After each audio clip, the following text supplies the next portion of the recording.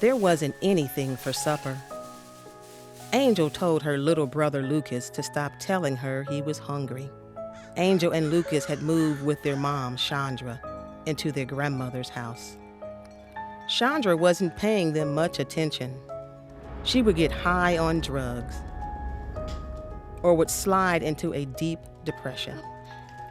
At 5 years old, Angel had learned how to take care of everyone, especially Lucas. Angel always hoped things would be better each time they moved. They hadn't lived anywhere for very long. Something would always happen, and they would have to move, like when the fighting began. Chandra was angry. She said her mother was stealing her money and using it for crack.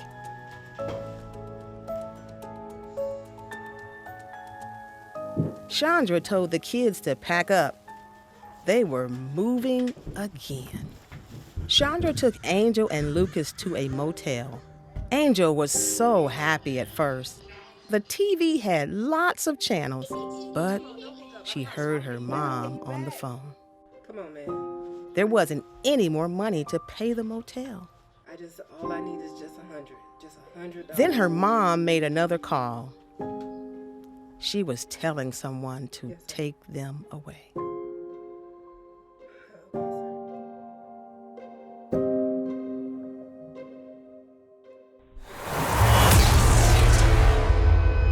When Chandra was a little girl, she was afraid of her mother, especially when she was high.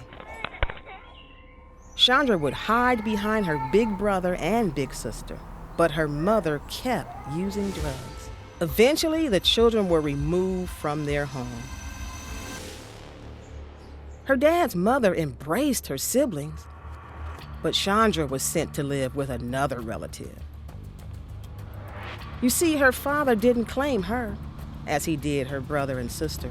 Chandra felt so alone, abandoned.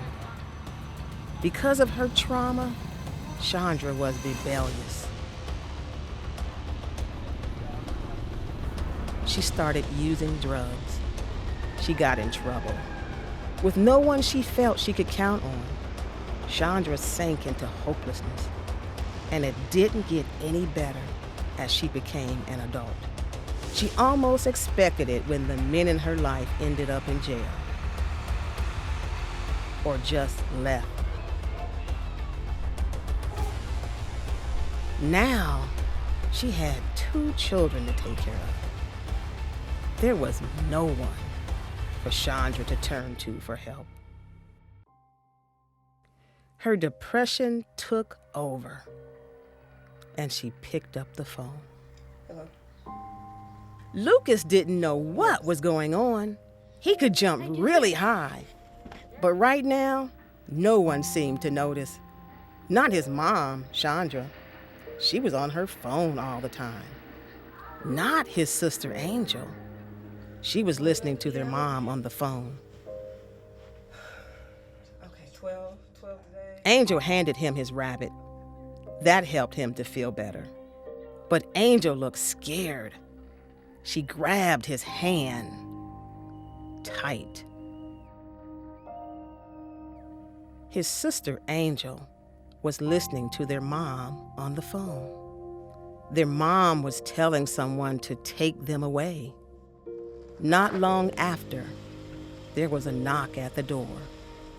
The county caseworker wanted to see what Chandra needed. Why had she called for help? What if she got rent assistance, or mental health treatment, or substance abuse rehab? Chandra just said no. The caseworker noticed how Angel took care of everything, and Angel knew too much for a little girl. She would correct her mom with the right information. Lucas was confused. He was scared, and he never stopped looking at his sister. His speech was hard to understand. Angel told the caseworker what he was saying. Chandra told the caseworker to just take the children away. Angel packed up their things: her strawberry shortcake doll, her American Idol game, Lucas's blanket, and a stuffed rabbit. Chandra stood next to the car after the kids got in. She waved goodbye and walked away.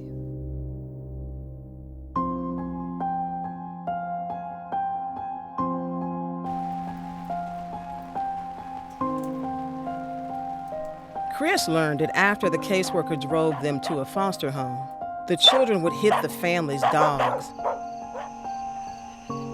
Lucas wouldn't stay in his bed, and he cried a lot. Angel was mostly well-behaved, almost unusually so.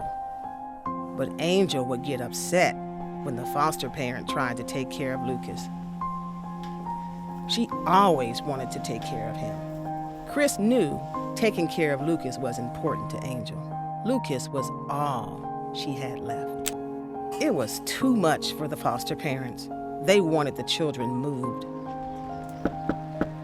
Chris could see what was happening. The trauma had impacted these children deeply.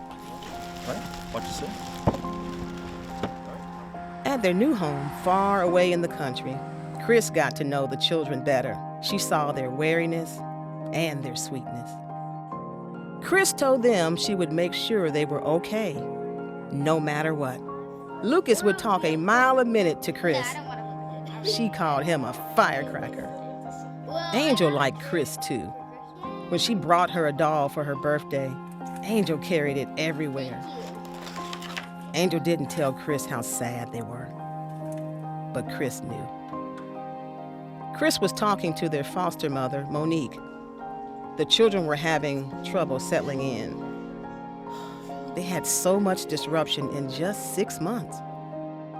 She learned that Lucas hadn't been staying in his bed because he wanted to sleep with Angel, the way he'd always done before. Lucas chewed his fingers and cried because he missed his mother. He sometimes got into fights and couldn't seem to tell anyone what was wrong. Angel was quiet. She tried to be really good so no one would take them away again. She would tell people that their mother was in the hospital. On one particular day, Chris took them to Chuck E. Cheese. Their mother was going to meet them there. Angel was very excited.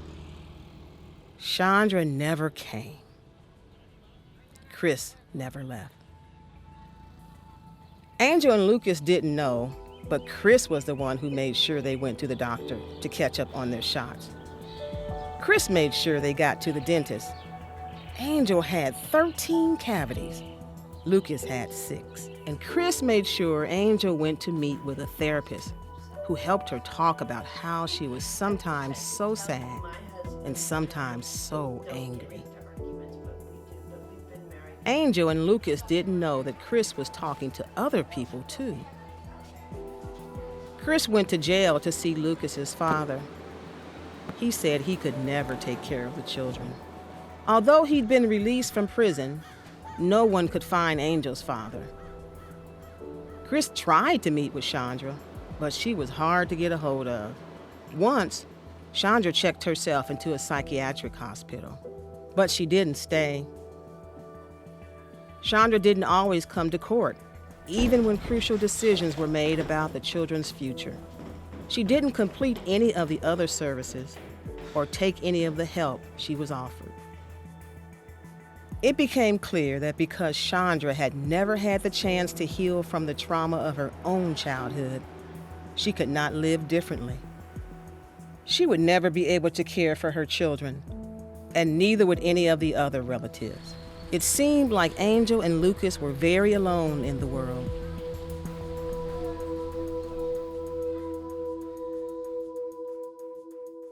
Over time, it was clear that Lucas loved his foster home. He started kindergarten.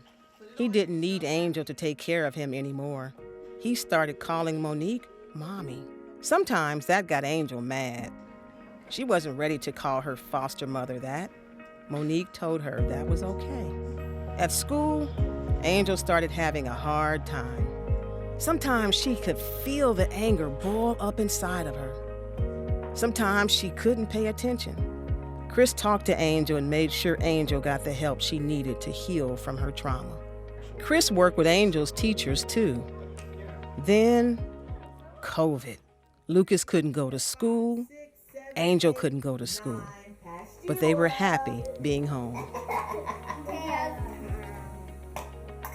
Even with the pandemic, Chris made sure Angel got what she needed from her school so she could learn remotely and not lose any ground. Angel continued to work with a therapist. Angel thrived. She could just be a kid now. She didn't need to take care of Lucas. And Angel started to call Monique Mom. The three of them were becoming a family.